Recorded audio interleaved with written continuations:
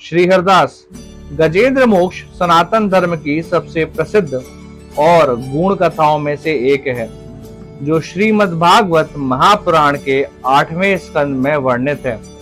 यह केवल एक हाथी की कथा नहीं, बल्कि भक्त और भगवान के बीच के सच्चे संबंध, पूर्ण समर्पण और मोक्ष की पराकाष्ठा को दर्शाने वाली एक अत्यंत दिव्य और भावपूर्ण लीला है। ये कथा हमें सिखाती है कि जब कोई जीव समस्त सांसारिक प्रयासों से हार जाता है, जब अपने भी साथ छोड़ देते हैं, जब शक्ति, बुद्धि, प्रतिष्ठा सब विफल हो जाते हैं, तब एकमात्र सहारा होता है परमात्मा का स्मरण और शरणागति। यह कथा केवल दैहिक मुक्ति की नहीं, बल्कि आत्मिक मोक्ष और ईश्वर की अत्यंत करुणा की अमर कथा है। तो आइए सुनते हैं।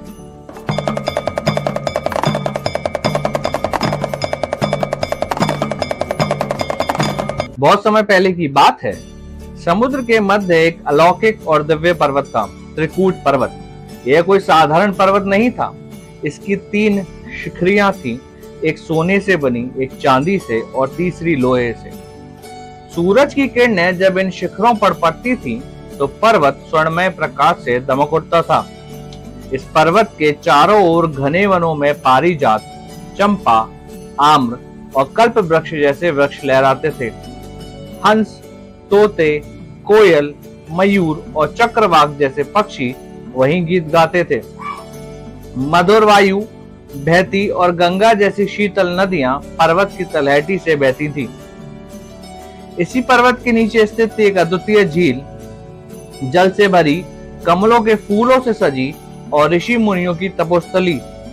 वहीं पर वन राज्य में रहता था एक बलशाली और विशालकाय हाथी गजेंद्र। वह हाथियों का राजा था, बुद्धिमान, शक्तिशाली और तेजस्वी। उसे नहीं मालूम था कि उसका यह जन्म उसके पूर्व जन्मों के कर्मों का परिणाम है। पूर्व जन्म में वह पांड्य देश के एक राजा इंद्रद्युम्न थे। वे भगवान की आराधना में ही अपना अधिक समय व्यतीत करते। यद्यपि उनके राज्य में सर्वत्र सुख शांति थी, प्रजा प्रत्येक रीति से संतुष्ट थी, तथापि राजा इंद्रद्युम्न अपना समय राज्य कार्य में कम ही देते थे। वह कहते थे कि भगवान विष्णु ही मेरे राज्य की व्यवस्था करते हैं। अंततः वह अपने इष्ट परम प्रभु की उपासना में ही दर्शित रहते थे। राजा इंद्रद्युम्न के मन में आराधना की लालसा उत्तरोत्तर बढ़ती ही गई। इस कारण वह राज्य को त्याग कर मलय पर्वत पर रहने लगे। उनका वेश तपस्वी जैसा, सिर के बाल बढ़ाकर जटा के रूप में हो गए थे। वह निरंतर परब्रह्म परमात्मा की आराधना में लीन रहते थे। उनके मन और प्राण भी श्री हरि के चरण कमलों में ही मधुकर बने रहते। इसके अतिरिक्त उन्हें जगत की कोई वस्तु नहीं सुहाती। उन्हें राज्य, कोश, प्रजा तथा पत्नी आदि किसी प्राणी या पदार्थ की स्मृति ही नहीं होती थी। एक बार की बात है, राजा इंद्रद्युम्न प्रतिदिन की भांति स्नान आदि से निवृत्त होकर सर्वसम्मत प्रभु की उपासना में लीन थे। उन्हें बाहरी जगत का तनिक भी ध्यान नहीं था।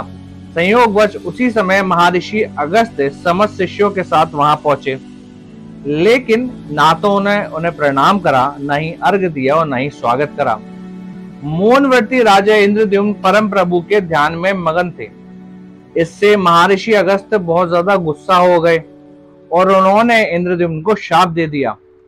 इस राजा ने गुरुजनों से शिक्षा नहीं ग्रहण की और अभिमानवश परोपकार से निवृत्त होकर मनमानी कर रहा है।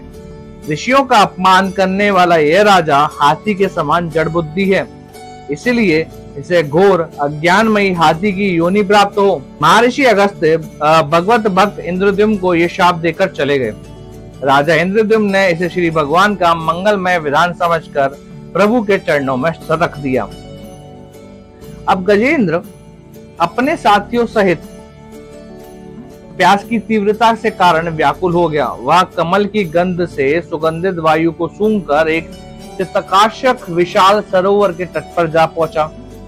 गजेंद्र ने उस सरोवर के निर्मल, शीतल और मीठे जल में प्रवेश किया। पहले तो उसने जल पीकर अपनी तृष्णा बुझाई, प्यास बुझाई, फिर जल में स्नान कर अपना श्रम दूर किया। तत्पश्चात उसने जल क्रीड़ा आरंभ कर दी।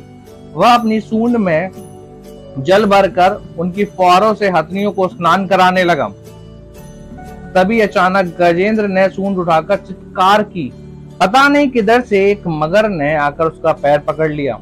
गजेंद्र ने पूरी शक्ति लगाई, सरोवर के जल को विचलित कर दिया, धरती तक हिला दी, लेकिन वह मगर की पकड़ से अपने पैर को छुड़ा ना सका। उसके साथियों अन्य हाथियों ने भी उसे जान बचाने का भरपूर प्रयास किया। वह अपनी सूंडों से गजेंद्र को खींचने लगे, मगर की ओर से उसे छुड़ाने की चेष्टा की। कुछ समय तक संघर्ष चलता रहा, परंतु जैसे जैसे समय बीतता गया, गजेंद्र की पीड़ा बढ़ती गई। वैसे वैसे उसके साथी थकने लगे। कोई डर गया, कोई निराश हो गया, कोई वहां से चुपचाप चला गया, और धीरे धीरे एक एक कर सभी हाथी, उसके मित्र, उसका परिवार उसे छोड़ के जाने लगे। अब गजेंद्र अकेला था। चारों ओर शांत सरोवर, नीचे मृत्यु की तरह चिपका मगर, और ऊपर आकाश की ओर टकटकी लगाए हुआ अकेला, पीड़ित और लाचार खड़ा था। अब उसका बल, उसका ऐश्वर्य, उसका झुंड किसी का भी सहारा ना रहा। वह क्षण जीवन का सबसे बड़ा मोड़ था जब संसार ने साथ छोड़ दिया। तब गजेंद्र की आत्मा ईश्वर की ओर मुड़ी। उसने मन को एकाग्र किया और अपनी सूंड से एक कमल पुष्प उठाकर आकाश की ओर दिया। फिर उसने पुकारा, नारायण श्री हरि मेरी रक्षा करो। वस्तुतः महर्षि अगस्त्य के श्राप से राजा इंद्रद्युम्न ही गजेंद्र हो गए थे, और गंधर्व श्रेष्ठ हूहू महर्षि देवल के श्राप से ग्रह हो गए थे, यानी मगरमच्छ हो गए थे। वे भी अत्यंत पराक्रमी थे। संघर्ष चलता रहा। गजेंद्र स्वयं को बाहर खींचता और ग्रह गजेंद्र को भीतर खींचता। गजेंद्र और ग्रह का संघर्ष एक श्रेष्ठ वर्ष तक चलता रहा। दोनों जीवित रहे। यह दृश्य देखकर देवगण चकित हो गए। अंततः गजेंद्र का शरीर शीतल हो गया। उसके शरीर में शक्ति और मन में उत्साह नहीं रहा, परंतु जलचर होने के कारण मगर की शक्ति में कोई कमी नहीं आई। उसकी शक्ति बढ़ गई। वह नवीन उत्साह से अधिक शक्ति लगाकर गजेंद्र को खींचने लगा। असमर्थ गजेंद्र के प्राण संकट में पड़ गए। उसकी शक्ति और पराक्रम से अहंकार चूर चूर हो गया। वह पूर्णतः निराश हो गया, किंतु पूर्व जन्म की निरंतर भगवत आराधना के फलस्वरूप उसे भगवत स्मृति हो आई।